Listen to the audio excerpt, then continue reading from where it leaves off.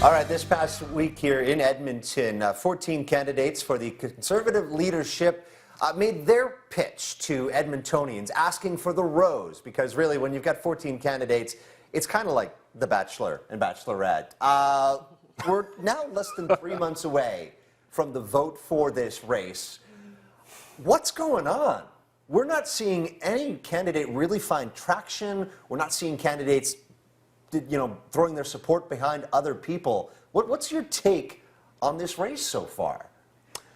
It's a kind of a mess, it feels like to me, and how could it not be? There's so many people on that stage, and there's so many people in that running. How do they set themselves apart? Well, they start doing things like Kelly Leitch, and they start doing things like Kevin O'Leary, and even potentially Michael Chong in terms of his policies that really set him apart.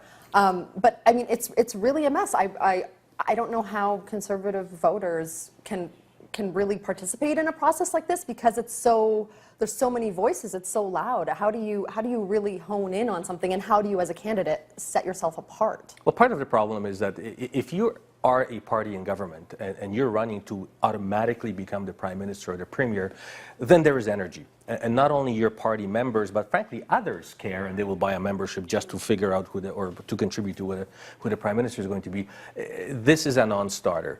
And I think many will not say it out loud, but quietly will tell you, you know what, Trudeau's probably good for one more election, which means that they're actually picking a placeholder, because whoever wins this leadership and loses in the next election will be tossed, and there will be another leadership race probably in 4 years from now. So there isn't that enthusiasm over there. Plus, with 14 candidates, how do you set yourself apart unless you start not showing up to debates, and then that gets you all the media that you ever wanted. That automatically right there, I think, garnered O'Leary 5%, just that act itself. What's with the reluctance with people still being involved at that, even though they're polling at sub 1% rates, you think? Well, he's not interested in being involved. He's just interested in getting the attention. And like you said, it does work. I was at the fireside chat. There was no fire, but it was a great time had by all. He's definitely running. He seriously is running. There's a lot of questions people are asking, like, is he doing well, people said the same thing about Donald Trump. They said, are they just running to kind of bolster their numbers and get people interested in them? But I think what I saw from him last night was a serious bid for leadership. He's lucky. He's rich. We have a system where in our polarized environment where there's 14 people on the same stage, the rich people are going to be the people that can hold it the longest. He doesn't have to worry about the campaign funds as much as somebody like Michael Chong does. Well, and I mean, if the penalty for not participating in a debate is $10,000, which is chump change for him, why would he participate? Right. Why is that investment worth it? I mean, why would you get on a stage with 14 other people and have to sort of share all that time? But it was a phenomenal investment. How do you get this much national media for $10,000? You're Kevin O'Leary, though, and that's the thing. He's got the name recognition already. He spent years on national media every day on CBC, and so now people know that name. He doesn't need to fight to break through that noise for people to say, oh, Kevin O'Leary, he's that guy that's running. They know this already, and so for him, it's like, well, why would I share the stage with all these probably regular folks? And well, then let's cut to the chase then. If you were to suggest to the Conservative Party, this is the best candidate among the 14 to go toe-to-toe with Justin Trudeau, who would you recommend that they choose? Frankly, obviously O'Leary has the presence.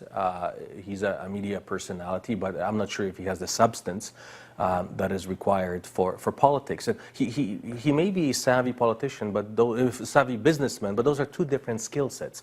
As we've seen down south, and we've seen that, and frankly, journalists don't do well in politics. Politicians never do well in journalism. Those are very, very different. No offense, by the way, but those are very different skill sets. I would say, frankly, none of the above. And I think they themselves know that they're running right now to become a sacrificial lamb.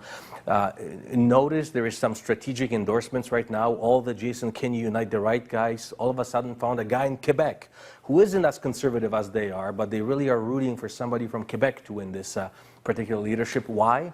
Well, there are many conclusions that can be drawn, but I think this is more of a strategic race.